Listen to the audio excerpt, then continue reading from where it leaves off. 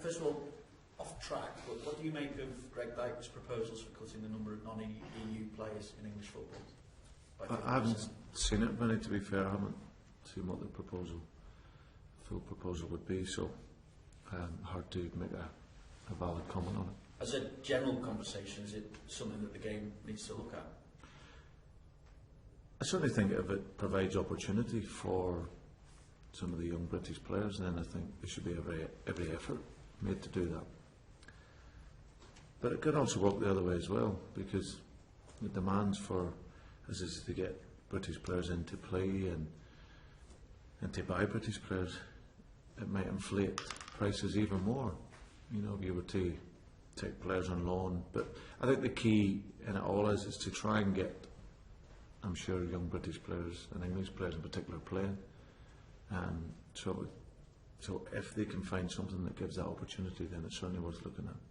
On Monday Night Football, when they did the analysis of the Aston Villa game, Jimmy Carragher and Gary Neville suggested, or debated I should say, moving Steven Gerrard to maybe a number 10 role, maybe out wide as well. What are your thoughts on that? No, there's lots of experts in the game now. That's the world that we're in. You know, I read the papers constantly and I keep getting told how to play and how to work, and it's the same on the telly. So, but listen, we'll always find a way, find different ways to win games. We'll continue to do that, and that's something that we'll, as I've always done all my life and all my career, and along with my staff, we'll continue to find ways to win games. You've spoken to me about cohesion. You spoke after the game as well. You can't speed up that process, so how do you go about getting it done as quickly as possible? It's just there's no magic formula. It's just constant work on the training field. I remember this time last year, you know, we sat in these press conferences and the questions I was getting asked about, are we going to be able to score goals last season? And we ended up obviously with 101 goals. There's no magic formula. It's just time. It's just patience with players. As I said, we weren't playing how we were in February, March, April, May at the end of last season. We weren't playing that way in September of last season. And it'll be the same this year. And I think if you look over the course of my teams, I've always said it, that by the time the second part of the season comes, we'll always be stronger and better. And we've had to bring in a lot of new players this summer because of the demands of the Champions League and the other competitions. So that naturally takes a little bit of time. And we get players adapting to different countries, not just new teams. So naturally that takes that little bit more time. But I've been really pleased with how the players have settled in, and my experience tells me that, as I said, they will get better. And you see Penny will come back. West Ham have conceded in every game so far. Do you hope to capitalise on it, and what have you made to their start of the season? Well, I seen the game the other night and I thought they played very well. They showed great resilience to come back from being twice down. So, but you travel to Upton Park, it's always a difficult game. You know, Sam's teams are well set up and always make it difficult for you. So it'll be a real good test for us again. So, as I said, they've got good players. You know, you get Stuart Downing, who I thought was the best player in the field the other night, one of our former players. So it'll be, as I said, a really, really tough game for us. But we'll go there with confidence and look to impose our game and hopefully cause them problems. You obviously had a good result in the Champions League, but 2 defeats so far in the league. Is it crucial that you try and get back on track, not to lose too much ground on the likes of Chelsea? Yeah, I think we always look to the next game and we want to win our next game, and West Ham, as I said, will provide us that stern test. But no, last week against Aston Villa we weren't to our level in the final third of the field, and Aston Villa defended well and got the result. So, but we moved on from that. We got a great result. I think the perspective after a couple of days probably sees it being a good result for us in the Champions League. You know, the team that we played, you know, had beaten Lazio away and PSV Eindhoven away, and if we would have beaten either one of those two teams, it probably would have been deemed a very good result for us. But because not many people would have heard of them, it was maybe deemed that we would go on and win the game more comfortably. But there's never too many easy games in the Champions League. But we showed the character and the mental qualities that successful teams have by coming through in the end, and that was something that was was very pleasing, and we'll look to take those characteristics into the weekend's game as well. You've said the form's been patchy so far. Does that just come with time to get back to the levels of last season? Yeah, I think there's no magic formula, as I said. It's one the players are settling in. I think we all agree that the Southampton game was a tough game for us, and I think their results have showed that it was always going to be a tough game. But we came through that. The Manchester City game we played reasonably well in, but switched off just before half time, and they went on, and it was probably a little bit more comfortable in the second half than what we would have liked. Tottenham game we were outstanding, showed our levels, but a poor international break because we lost a number of our players, and that upset our rhythm a little bit, coming out and into the Villa game where we had to sort of change our structure and missing players. But we regroup again and we won our last game, and as I said, we'll just continue to work hard and work. As I said, the players have got great qualities, and as I said, even though they fit the profile, it's just going to take a wee bit of time for them to come through. Brendan, you hinted at it before about finding a way to win matches, and not particularly sparkling against Southampton, as you said, a late goal against Ludogorets. When you're incorporating so many new players, how do you manage to get them to buy into that Liverpool mentality that you want, that we go forever here? It's something that it's a day-to-day item that we talk about, in the training sessions, the way of working. I think the new players now coming in have very much adapted into that mentality. This is, a football club where you go for the 95 minutes if need be. You have to keep going, and I think the players found that the other night as well. The intensity of the crowd, and that gives you great support in the game. But it's something that is how we work. We have to, from the very first whistle, go after the game, and it doesn't end until the final whistle goes. So, and I think we proved that the other night. I think some of the speed of our game the other night was very good, and if we get the goal in the early parts of the first half, we maybe could have went on and got it more comfortable.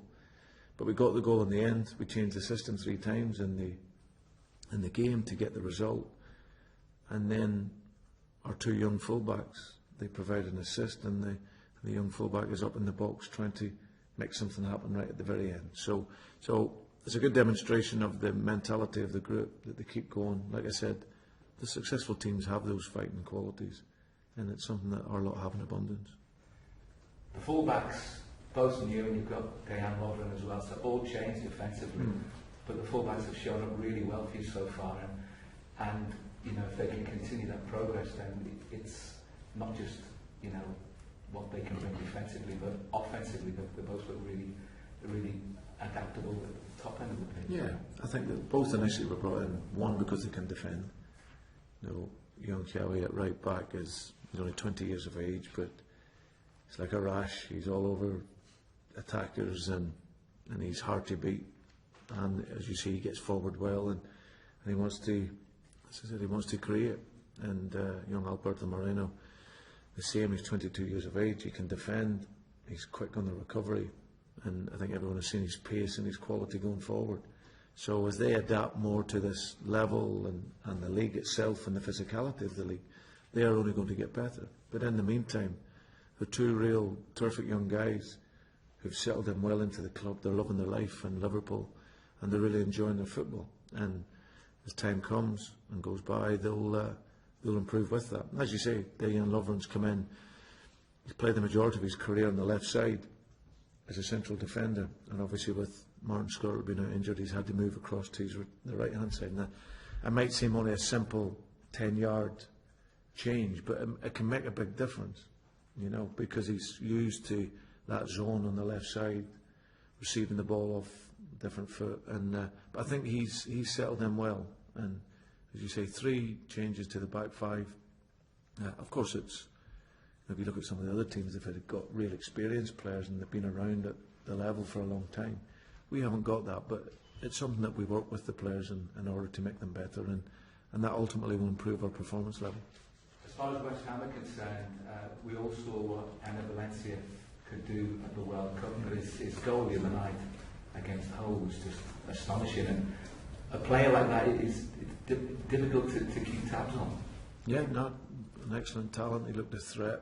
As you say, it was a great goal, just shifted out of his feet, and the power he generated and the shot was fantastic. And players score goals like that there's not a great deal you can do about it. So, but we know there's threats. As I said, they've got other good players. For us, we will look to bring our game there and go there as a team, you know, to work in our way and hopefully get there with 3 points. Well, the new players that are bedding in, do you have to rely on players who know the way you work a little bit more? I mean, like you can give them a lot more responsibility with vice captaincy, but those who know how you work, do you always have to get them to try and put others along? They naturally do that. You know, I think it's just a part of the process here. As I said, we're very much a team, and I think I'll always stress that we will attack and defend as a team, and we'll win and lose as a team.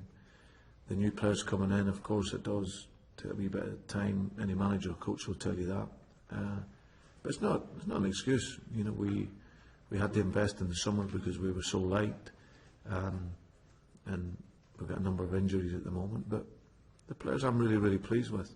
As I said, our form last year was incredible, but we weren't playing like that at this time last year. I think we had 3 1-0 victories, you know. So, and as I said, the question was, would we score enough goals? So you just need the time to let the players settle, and obviously whilst you're doing that, you need to win games, and that's what we look to do. I thought you made Philip Coutinho start to the season. He's getting a lot of pitch time. Is he fulfilling his potential, do you think, at the moment? Or has he got another level to step up to? No, he's a brilliant young player. He's a fantastic young player. I plan to give, you know, to have him out of the game against Aston Villa, because he had a lot of travel in the international week, and if we didn't have so many injuries, he would have been given a rest on the side and then playing in the Champions League game. But we couldn't afford to do that. We had to play him. It was great for him and his experience getting back into the Brazilian squad. But no, I've got no qualms about him. I think that he's a big talent. He's lit up the Premier League since he's come to the club. So he's going to have some games where he won't be at his best. But what he always does, he always gives his best. And that's all I ever ask of the players. And this kid's a great boy who wants to do well, very conscientious, and I've got absolutely no doubts about him. The type of player he is, obviously it takes a while to adapt to the Premier League, but is he at the stage now where he can dominate games and really sort of have a key role? Because some criticism of him before was maybe he was a little bit lightweight in terms of the pace and the power of the Premier League. Can he cope with that now? Well, he's been here 18 months and he's been absolutely brilliant. I don't think that's a question now, can he cope? I think you only need to measure him since he's been in and look at the big games where he's been absolutely brilliant. I think that he's like any normal player. I think sometimes you'll be 6 out of 10. You won't always be 9 out of 10, 10 out of 10. But whilst he isn't at his best, the reliance isn't just solely on him. You know, we have to, if we're to succeed, it will be about the whole team playing well, and if he's not, then there'll be other players. He can have a rest and then he'll go again. But there's no doubt in whether he has the pace or the power or the strength, because he's already shown in so many games that he has all those qualities. Just when we spoke about cohesion before, Brendan, as well, do you see it in individual cases getting up to speed? Obviously Mario's had game time, he's got his first goal now. What do you expect that to do for him, really?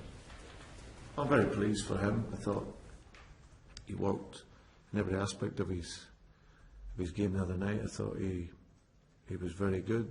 You know, he pressed the ball really hard, he worked well, and like I said, he took his goal fantastically well. So he's just adapted now to back playing regular football, and yeah, I think for his confidence it'll do him the world of good.